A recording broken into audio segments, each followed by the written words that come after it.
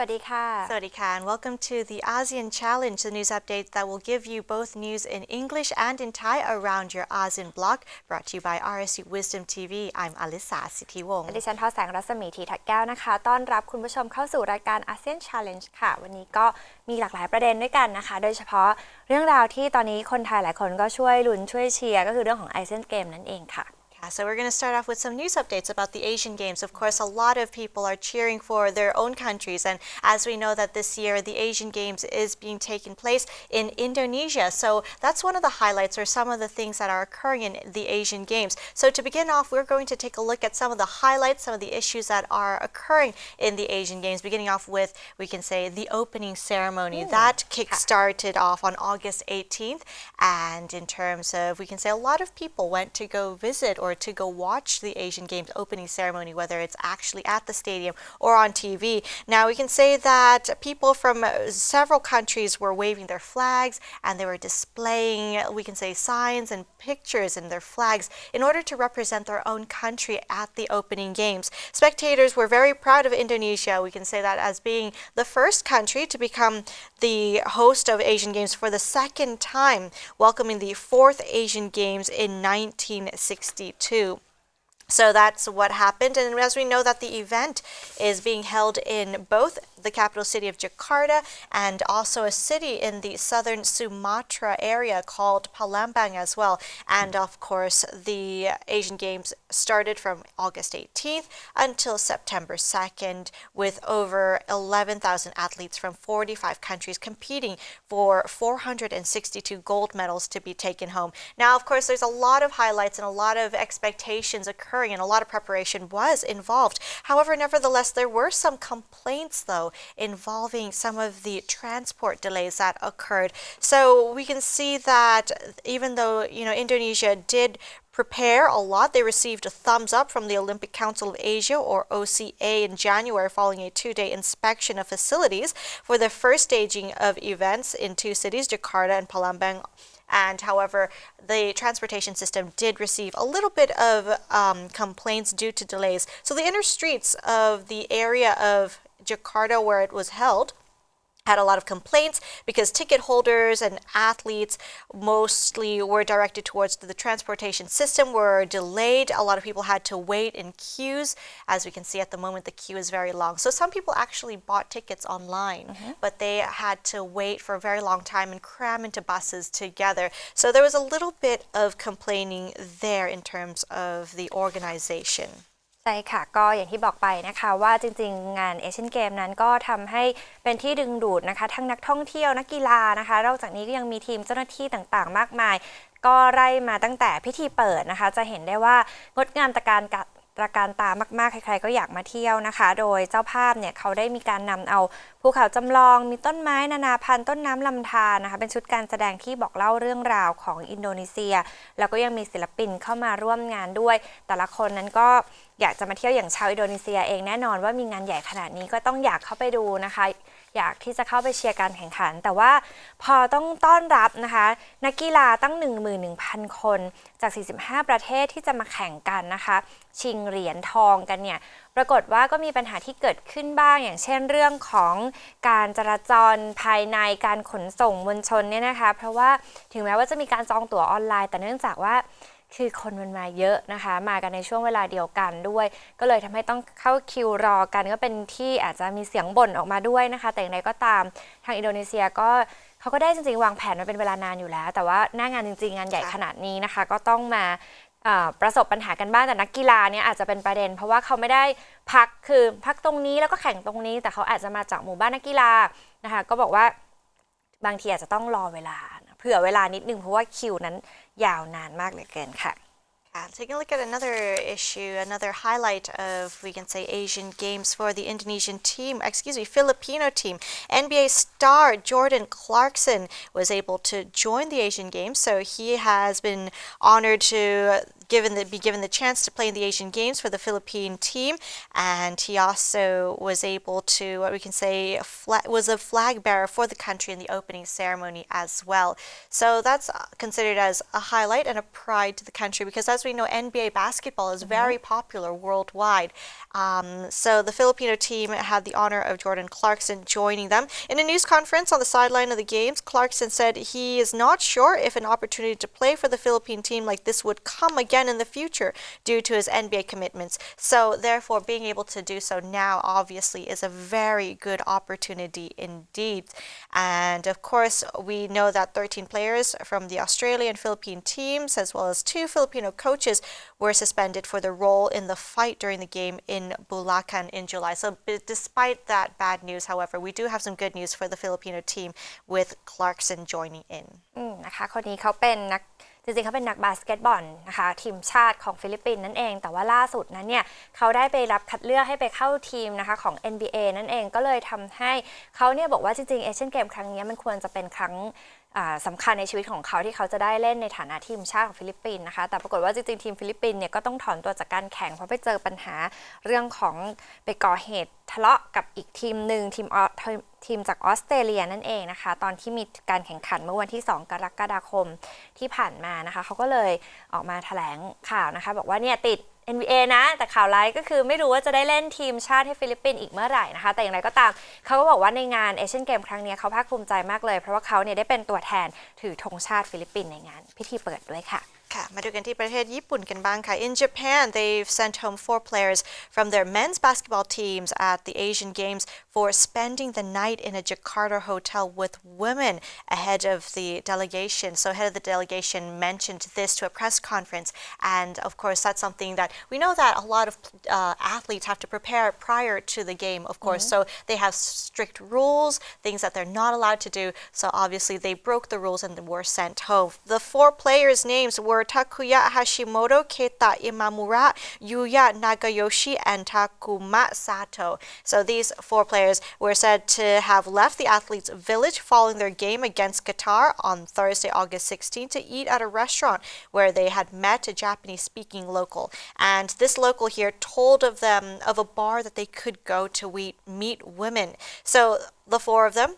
they were still wearing their uniform, teams even, spent a couple of hours at the bar before checking into a hotel with 4 women, and they stayed there until August 17th, so the next day. So as we take a look at Japan overall, Japan won basketball bronze at the last Asian Games 4 years ago, and they beat Qatar 82-71 in their second game in Jakarta and top qualifying Group C. Their next match is against Hong Kong. นะคะก็จริงๆแล้วเนี่ยทีม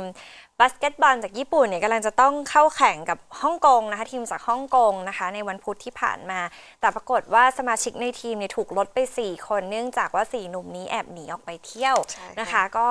เด็กๆหนุ่มๆนะคะไปที่อินโดนีเซียเนี่ยพอทานข้าวเสร็จแล้วชแวบแอบไปเที่ยวนะคะก็เลยโดนส่งตัวกลับประเทศนะคะตอนนี้ยังไม่รู้ว่าโทษที่จะได้รับจริงๆเนี่ยคืออะไรบ้างแต่ที่แน่ๆก็คือไม่ได้รับอนุญาตให้ร่วมการแข่งขันในครั้งนี้ต่อไปด้วยนะคะโค้ช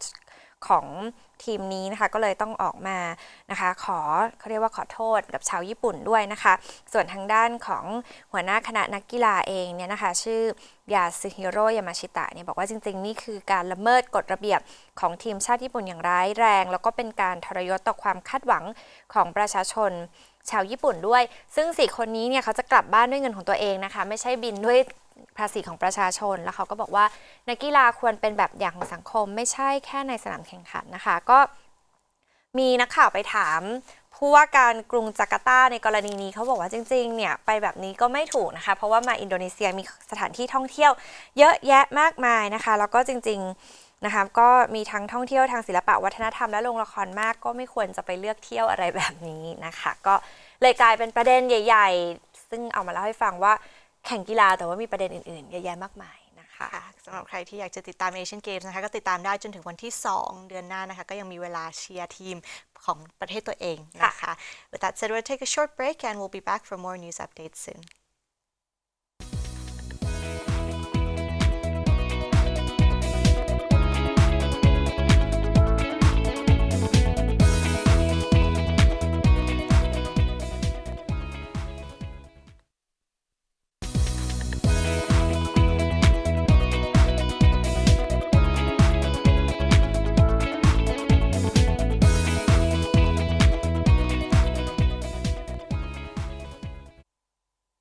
Welcome back to the program and on to some hot issues surrounding ASEAN. We have several news updates, especially surrounding the ASEAN bloc. Now, starting off with the situation in Indonesia, as we know that several earthquakes have been occurring in the country, especially around Lombok area. Another earthquake has hit or struck the Lombok area. A powerful 6.9 magnitude struck in Lombok, and this was on August 19th. And this, of course, killed 11 people. So far altogether in the situation. So we can see that a lot of people have been evacuated from their homes and of course in order to move them to safer areas. Of course, the quakes in which could be felt by as well as neighboring islands as well, including Bali, came 2 weeks to the day after another 6.9 earthquake killed 460 people in Lombok. So this is like the second one that occurred with a 6.9 magnitude. There were no immediate reports of widespread damage or other casualties from the tremors that started in the morning and carried on intermittently into the evening. So the USGS, or the U.S. Geological Survey, revised down the biggest tremor in the evening from a magnitude of 7.2 and estimated the depth at 20 kilometers and the epicenter 4 kilometers south of Belanting in the northeast side of Lombok. So Indonesia's Meteorology and Geophysics Agency said that there were no risks of tsunami though, however. นะคะก็เป็นเหตุการณ์ที่เกิดขึ้น2ครั้งในเวลาติดๆกันสำหรับเหตุแผ่นดินไหวที่เกาะลอมบอกนั่นเองนะคะแล้วก็ทำให้มีผู้เสียชีวิตเยอะมากนะคะยอดรวมผู้เสียชีวิตนั้นมากกว่า460คนไปแล้วนะคะโดยสำนักงานบริหารจัดการภัยพิบัติแห่งชาติอินโดนีเซียเนี่ยบอกว่าตอนที่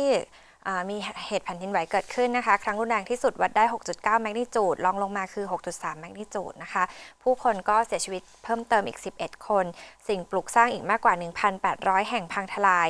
ระบบโครงสร้างพื้นฐานโดยเฉพาะประปาและกระแสไฟฟ้านะคะถูกตัดขาดแทบทั้งเกาะเลยทีเดียวเขาบอกว่าเป็นข้อมูลเพิ่มเติมนะคะบอกว่าแรงสั่นสะเทือนนี้เป็นผลจากการเคลื่อนตัวของแผ่นเปลือกโลกคนละแผ่นกับที่เกิดแผ่นดินไหว7แมกนิจูดเมื่อวันที่5สิงหาคมไม่ใช่ after shock นะคะแต่ว่าเป็นอีกเหตุการณ์ที่เกิดขึ้น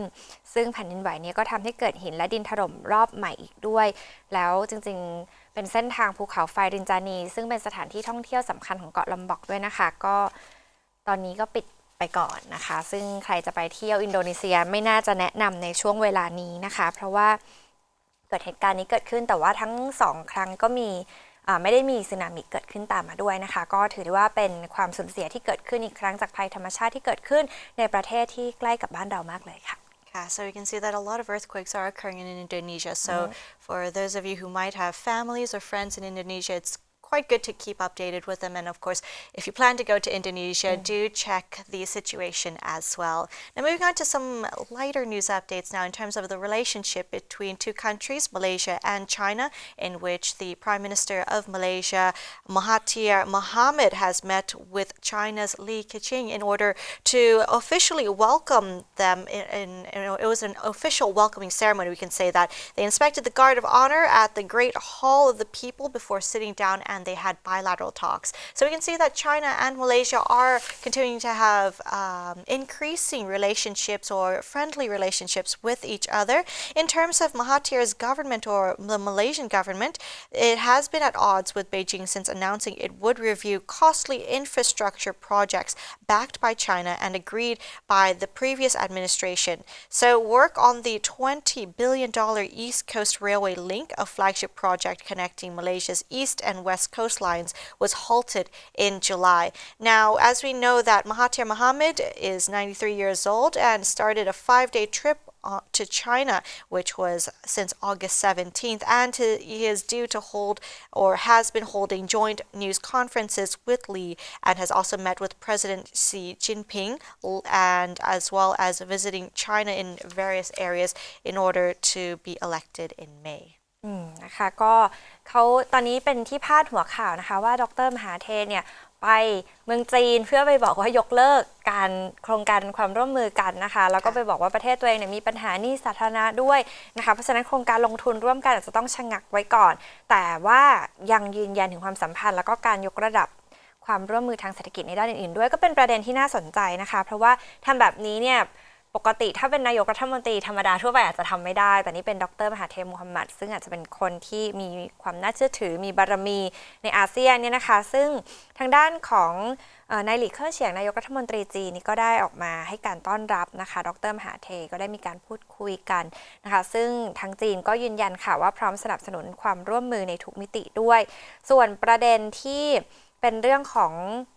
การลงทุนระหว่างกันนะคะจริงๆดร.มหาเทเนี่ยไประงับโครงการความร่วมมือด้านระบบโครงสร้างพื้นฐานกับจีนไปแล้วหลายรายการด้วยกันนะคะเพื่อที่จะลดหนี้สาธารณะของมาเลเซียซึ่งสูงกว่า1 ล้านริงกิตนะคะแล้วก็หนึ่งในนั้นเนี่ยเป็นเมกะโปรเจกต์ก่อสร้างเส้นทางรถไฟชายฝั่งตะวันออกด้วยเขาบอกว่าแพงที่สุดในประวัติศาสตร์ของมาเลเซียแต่มันเป็นส่วนหนึ่งของยุทธศาสตร์เส้นทางสายไหมแห่งศตวรรษที่ 21หรือว่านโยบายนะคะ One Belt One Road นั่นเองค่ะTaking a look at somewhere else that the Malaysian Prime Minister Mahathir Mohamad went as well. He went to go visit Alibaba. So as we know that Alibaba is a giant e-commerce business in China and has grown globally. So Mahathir Mohamad, of course, went to go visit the Alibaba group on Saturday in Hangzhou, East China's Zhejiang province as part of an official visit to China as well. So besides the ties and the talks about halts in the project, mega project, he also went to go talk to Alibaba Group as well. Mohammed began his visit, as we know, on Friday, August 17th. It's a 5-day trip aiming to strengthen the 44-year-old relationship between Kuala Lumpur and Beijing. Now, Hangzhou is the first leg of his 5-day visit, which was also China's capital city. He also went to capital city Beijing later on, as we mentioned, in order to talk to the president and the prime minister as well. So this is Mahathir's first visit to China since he took office in May, and he has made 7 visits to China when he was prime minister from 1981 to 2003. So as we can see here, this is to have, we can say, a lot of friendly relationships with China, but still, of course, to halt a mega project in the same time. นะคะจริงๆประเด็นนี้เป็นประเด็นที่น่าสนใจมากนะว่ากล้าได้ยังไงไปหยุดนะคะแต่ว่ามันจะไปเชื่อมโยงกับโครงการที่เรียกว่าติดกับปัญหาคอร์รัปชันของรัฐบาลชุดก่อนหน้านี้แล้วก็เป็นเหตุที่ทำให้มีการเลือกตั้งครั้งใหม่ด้วยนะคะสำหรับการเดินทางเยือนจีนครั้งนี้ดร.มหาเทก็ไปหลายที่นะคะแต่ว่าหนึ่งในนั้นก็คือการไปเยือนสำนักงานใหญ่ของอาลีบาบานั่นเองค่ะตั้งอยู่ที่เมืองหางโจวนะคะโดยเห็นในภาพนี้เดี๋ยวนี้เป็นคนดังใครๆก็รู้จักนะคะก็คือคุณแจ็คหม่านั่นเอง CEO ของอาลีบาบานะคะก็รอต้อนรับแล้วก็นำชมสถานที่ด้วยตนเองเลยทีเดียวนะคะโดย Alibaba เนี่ยเป็นผู้ให้บริการด้านธุรกิจอีคอมเมิร์ซรายใหญ่ระดับโลกของจีนนะคะแล้วก็เขาก็บอกว่าการพูดคุยกันนั้นเนี่ยมีประเด็นก็คือนะคะไปชวนให้ Alibaba ไปลงทุนในมาเลเซียเพื่อที่จะส่งเสริมความร่วมมือทางธุรกิจระหว่าง2ประเทศด้วยนะคะแล้วก็นอกจากที่จะไปที่อาลีบาบาแล้วเนี่ยจริงๆไปหลายที่ด้วยกันนะคะมีไปที่จีลี่ออโตโมบิลอยู่ที่เมืองหาโจวด้วยนะคะแล้วปัจจุบันจีลี่ก็เป็นหนึ่งในบริษัทผลิตรถยนต์รายใหญ่ของจีนมีสัดส่วนหุ้น 49.9% ซึ่งเป็นบริษัทรถยนต์แห่งชาติโปรตอนของมาเลเซียด้วยก็จะเห็นได้ว่าเขามีความสัมพันธ์ทางเศรษฐกิจที่จริงๆมีมันแน่นอยู่แล้วนะคะต่อจากนี้ไปเนี่ยไปกันขนาดนี้ในยุคของมหาเทพมูฮัมหมัดก็น่าจะมีความสัมพันธ์ทางเศรษฐกิจที่เพิ่มมากยิ่งขึ้นนั่นเองค่ะ We're going to have to keep updated, of course, on the situation between China and Malaysia, and of course, the mega projects that's been halted and how that's going to affect things and the people as well. But with that said, we're going to take another short break. When we come back, we have some calendar updates. Stay tuned.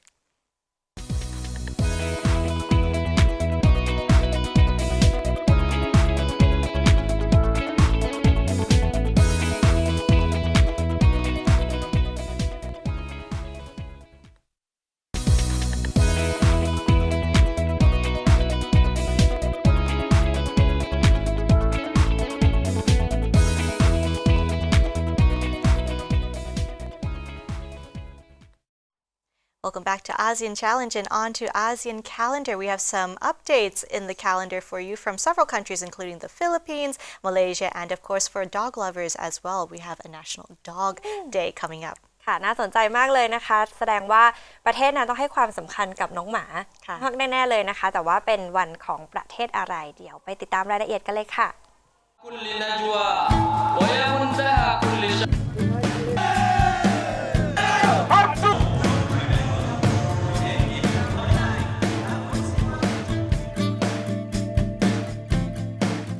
26th of August 2018, National Dog Day. Celebrated annually every August 26th, National Dog Day is a day for people to recognize the importance of dogs and how they impact their lives on a daily basis. It is also a day to recognize how hard service dogs work on our behalf and also to draw attention to the plight of abused and abandoned dogs. This day was founded by author and animal behavioralist Colleen Page in 2004. She invented this observational holiday to not only show appreciation for dogs, but to bring attention to the plight of abused dogs, to end puppy mills, and to bring an end to breed-specific legislation that regulates or outright bans certain breeds in hopes of minimizing dog attacks. How to celebrate National Dog Day? There are a number of different ways to celebrate this day. Some people choose to use this day to spend more time with their dog and to buy him or her new toys or sweaters. Other people take time during this day to volunteer their time and money to various dog welfare organizations. This day is the perfect time not to only reconnect with your furry family members, but also to consider how you can help society realize the importance of dogs and how their treatment should become more humane.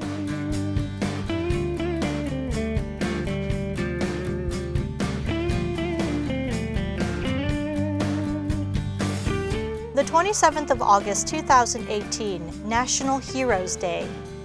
National Heroes Day in the Philippines is a public holiday to honor and remember the country's national heroes. In 2018, the holiday falls on Monday, 27th of August.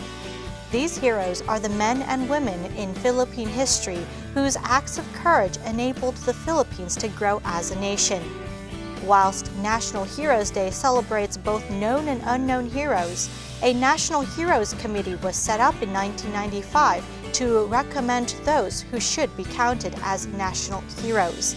Following certain criteria, they found a selected group of people who they believe should be honored for their deeds. Among the list, Jose Rizal and Andres Bonifacio were two of the main proponents against Spanish rule. As a result, both were also given their own special days commemorating their lives and deeds. National Heroes Day in the Philippines is held every last Monday of August. This date was chosen as it marked the beginning of the Cry of Pagad Lawin in 1896, the start of the Philippine Revolution against the Spanish colonizers. Filipinos celebrate National Heroes Day by attending local commemorations such as parades, wreath laying at shrines, and so forth. As it is a day off for most workers, people often spend the rest of the day with family and friends at parks, shopping malls, and other public areas. Small firework displays may also be held during the evenings in some local areas.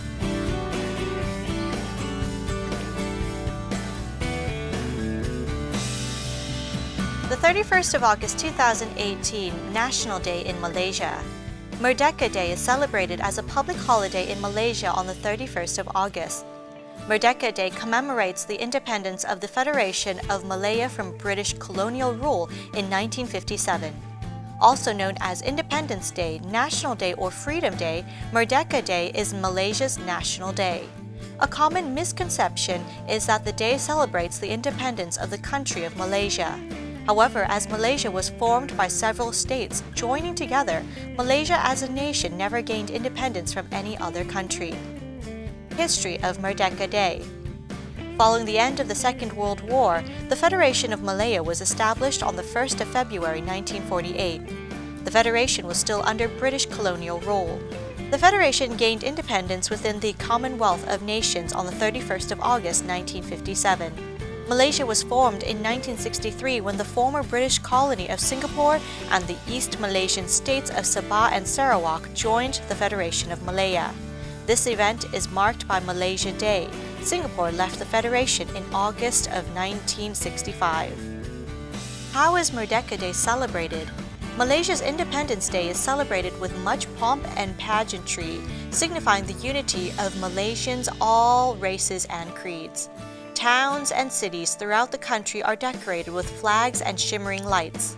The celebration centers on Merdeka Square in the morning, the starting point of a spectacular parade. His Majesty the King and the government leaders sit among the thousands of spectators. In a spirit of patriotism, office buildings, homes, and even vehicles proudly display the Malaysian flag. Other activities held during this period include stage shows, competitions, and exhibitions. The 1st of September 2018, Seub Naka Satien Memorial Day. Seub Naka Satien was a Thai conservationist, environmental activist, and scholar who was renowned for his efforts to protect Cheo Lan Lake, Tung Yai Naresuan Wildlife Sanctuary, and Hoi Ka Keng Wildlife Sanctuary. Seub committed suicide to signify the importance of the environment and to preserve it. According to the Bangkok Post, the death of Seub Naka Satien, a forest conservator who committed suicide in 1990, helped transform the status of Tung Yai Naresuan and the adjacent Hoi Ka Keng Western Forest Complex into a sacrosanct site and inspired many youth to become forest patrol staff. Education. In 1959, after he finished Prathom 4, grade 4 of primary school, he moved to attend St. Louis School of Cha Cheong Sao Province. He was not only a smart student, but he was also the best trumpet player at the school and an accomplished artist, drawing comic books for his friends to read. Because of his passion for arts, Seub wanted to study architecture, but his university entrance examination result channeled him to the Faculty of Forestry at Kasetsart University. Class of 35 from 1967 to 1971. Seub said that at first he did not want to study forestry, his fifth choice of study, but as he got accepted, he told his mother that he should study there as he was not young anymore. His classmate and fourth-year roommate at university said that Seub was a brilliant student, always sitting at the front of the class and taking notes together with drawings. Seub was seen always reading books in the evenings when his friends were partying. Seub was serious about everything, even playing soccer. It was hard to get the ball through him and score. Seub was also an excellent swimmer and was on the university water polo team. Seub did not attend his graduation ceremony. He claimed that he did not have enough knowledge to receive the certificate. After graduation, from 1973 to 1974, he briefly worked at the National Housing Authority of Thailand.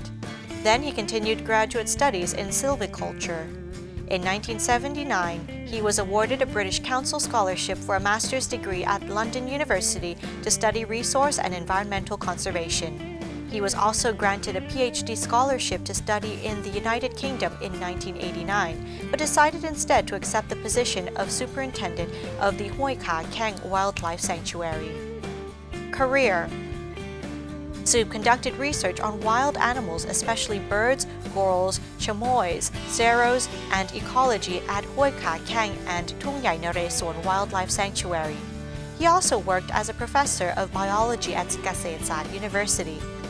In 1986, Seub was appointed as Wildlife Evacuation Project Leader for the Cheo Lan Dam project, with a budget of only 800,000 baht to evacuate a 100,000-acre or 400 km square area.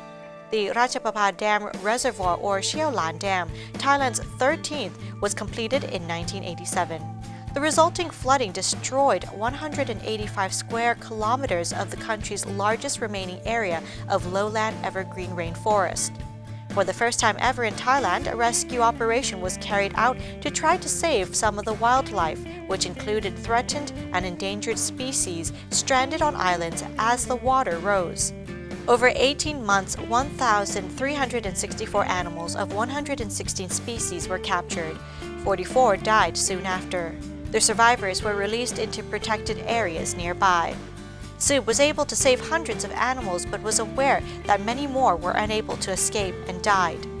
After what he saw was the failure of Cheo Lan project, he fought against further logging and dam construction projects, such as the Nam Chon Dam. The state's plan to build the dam in the heart of Tung Yai Naresuan's forest in the 1990s ignited the country's first environmental protest, in which protesters won. In 1988, Seub and his fellow conservationists took action against the Thai Plywood Company Limited, a state enterprise under the Ministry of Natural Resources and Environment, over a logging concession in Hoi Ka Keng Wildlife Sanctuary. In his argument, he said the one who wanted logging business was the Royal Forest Department, and the one who wanted to conserve the forest was also the Royal Forest Department.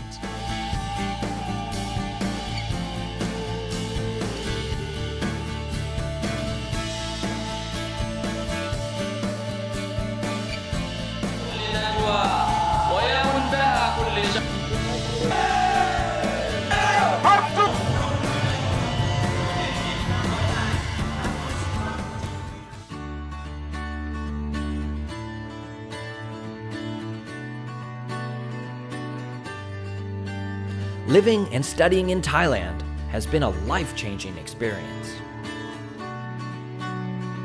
It has opened me up to so many new ideas and possibilities.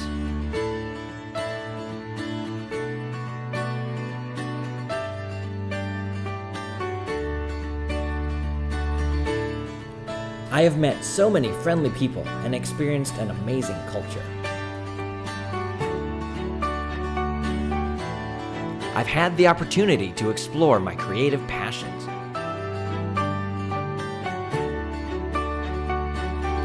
I've had the chance to get involved with so many new activities. RSU has all the facilities you can imagine to pursue your dreams.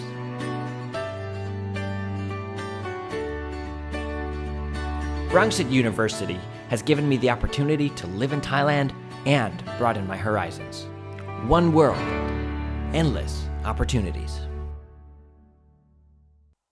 And those are the events to mark your calendars with. With that said, we'll take another short break and we'll be back soon.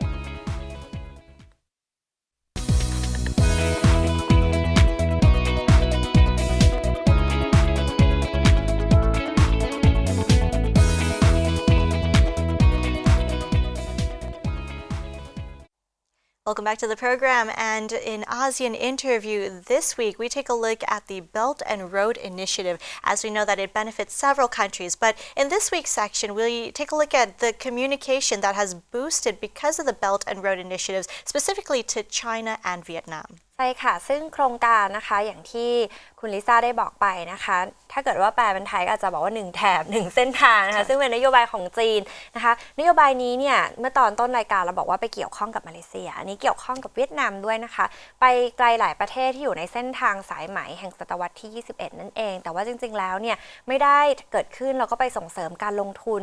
การเงินหรือว่าเป็นเรื่องของเศรษฐกิจของจีนแต่เพียงประเทศเดียวแล้วก็ไม่ได้แค่เป็นมิติทางเศรษฐกิจของประเทศนั้นๆนะคะแต่ว่ายังช่วยในเรื่องอื่นๆอีกด้วยค่ะซึ่งอาจจะเกี่ยวข้องกับเรื่องของการสื่อสารเรื่องของชุมชนวัฒนธรรมต่างๆด้วยซึ่งจะเป็นอย่างไรเราไปติดตามในอาเซียนอินเทอร์วิวค่ะ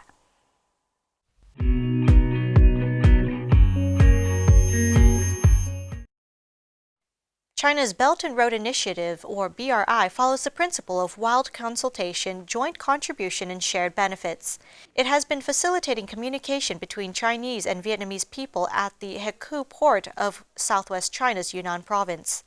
Everyday farmers from Lao Cai of Vietnam carry their homegrown vegetables in baskets on their back, rush to cross the border between China and Vietnam, and sell fresh vegetables to residents of China's Hekou Yao Autonomous County. This year, the customs inspection and the commodity inspection can be conducted in one place. After the commodity inspection, it only takes 10 seconds for Vietnamese farmers to cross the border and get into China. With the convenient customs procedures, more and more Vietnamese farmers have chosen to come to sell their products in China. At the vegetable market in Hekou, dozens of stalls are specially kept for Vietnamese farmers. This street is for the Vietnamese farmers to sell their vegetables. We grow few vegetables on this side of the Red River, so we buy vegetables from them, said a Hekou resident. The Belt and Road Initiative does not just facilitate to simplify the custom procedures. Under the initiative, a Lao Cai Hekou cooperation zone has been established which provides job opportunities for people in both countries. In a Chinese electronic product manufacturing company, over 300 Vietnamese workers have got visa to work in China. Hong Nu is one of them. Hong learned Chinese when she worked in a restaurant in China. This experience made her decide to go back to school in Vietnam so that she could come to find better jobs in China after graduation. We live close to China. For me, I am curious about China. I want to come to China and see why China is able to develop so fast, said Hong. Now Hong is working as a secretary in this company. She has worked here for 4 months and begun to adapt to life in China. I find working here is pretty good. Supervisors are nice and teach us carefully, said Hong. Hong said now her colleagues are enjoying working in China. She also persuaded her brother to come to work together with her in China. Now Hong is working hard on learning Chinese as she believes she can find a bright future in China. In the border area of China and Vietnam, the trade and personnel exchanges are growing vigorously. In 2014, Hekou North Railway Station was put into use, which has further promoted the trade between China and Vietnam. In the past, transportation depended on trucks, the costs being relatively high. Now with the Belt and Road Initiative, a train station has been built. We now use train to deliver imported and exported goods. It is faster, safer, and more convenient, and the transportation expenses is not too high. It is now low carbon and environmentally friendly as we now use electricity instead of oil, said Duan Yu, yardmaster of the Hekou North Station. In the train stations, toys, chemical fertilizers, steel, and temperate fruits from China change the train and are sent to Vietnam, while tropical fruits, plywood, and other goods from Vietnam arrive here before they are sent to places across China.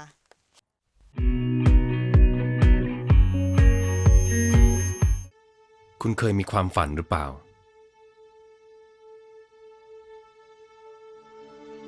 ฝันที่จะโบยบินที่จะเห็นสังคมนี้ดีขึ้นที่จะเป็นที่ยอมรับที่จะสร้างโลกแห่งจินตนาการที่จะเห็นผู้คนได้ลิ้มรสของความสุข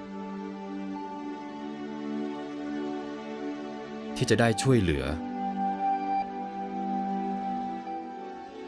ที่จะได้เห็นผู้คนมีความสะดวกสบาย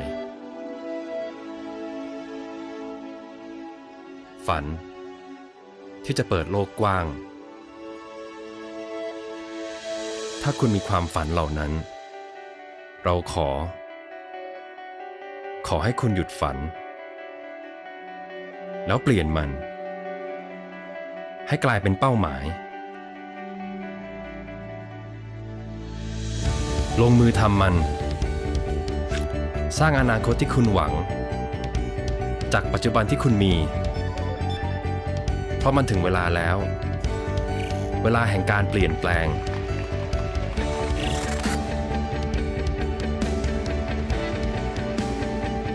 จงเปลี่ยนจินตนาการให้กลายเป็นความจริงกล้าที่จะแสดงพลังกล้าที่จะเผชิญหน้ากับความกลัวกล้าที่จะเปลี่ยนตัวเองจากผู้ตามให้กลายเป็นผู้นำที่จะนำความก้าวหน้ามาสู่สังคมแน่นอนว่ามันจะไม่ง่ายแน่นอนว่ามันจะต้องท้อแน่นอนว่ามันจะต้องพบเจออุปสรรคจงอย่ากลัวแต่จงเอาความกล้าและความบ้าบิ่นที่มีปลดปล่อยมันออกมาให้มันเต็มไปด้วยความฝันความตั้งใจและไปให้ไกลกว่าเดิมจงเชื่อในตัวคุณเชื่อในเสียงเรียกร้อง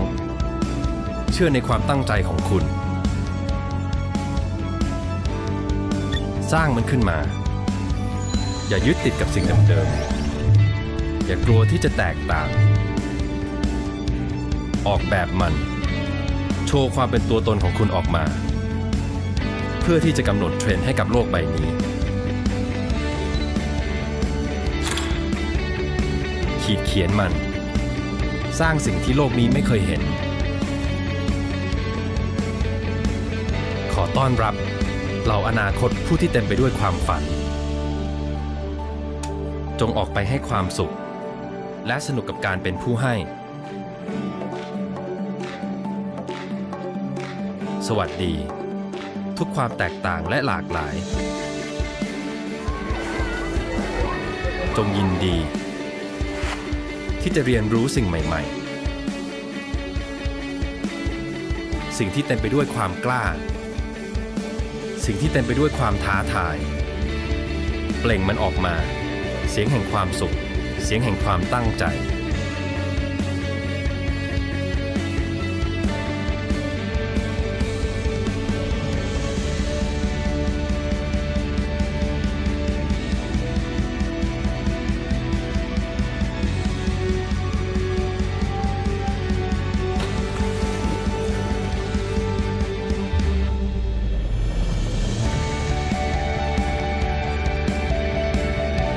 พลังในตัวคุณบวกกับพลังแห่งปัญญาสร้างมันขึ้นมาอนาคตแห่งความหวังอนาคตที่ทุกคนรอคอยอนาคตที่ตัวเราเป็นผู้กำหนดเพราะยุคสมัยของพวกคุณมาถึงแล้วจงเชื่อมั่นในความฝันมุ่งมั่นในเป้าหมายและเรียนรู้กับประสบการณ์ที่ได้รับตกผลึกมันและก่อเกิดเป็นนวัตกรรมที่จะสร้างประโยชน์ให้กับโลกใบนี้นวัตกรรมที่จะเป็นทางออกให้กับสังคมนวัตกรรมที่จะมาเปลี่ยนแปลงโลกใบนี้เพราะมีอีกหลายชีวิตที่รอคุณอยู่รอให้คุณมาทำให้ดีขึ้นรอให้คุณมาเปลี่ยนแปลงถ้าคิดว่าโลกทุกวันนี้ยังดีไม่พอแล้วจะรอให้โลกมาเปลี่ยนคุณหรือคุณเองนั่นแหละที่จะใช้พลังที่คุณมีเปลี่ยนโลกใบนี้เปลี่ยนให้ดีกว่าเพื่อทุกคน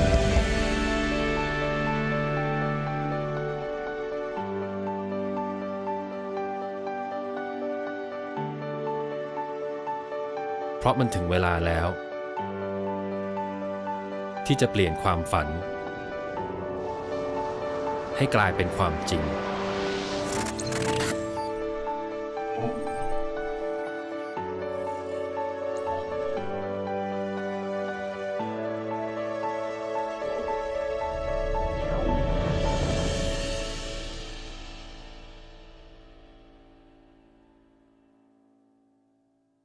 And that was the ASEAN interview for this week and wraps up our program. We'll see you next week. As for today, สวัสดีค่ะ สวัสดีค่ะ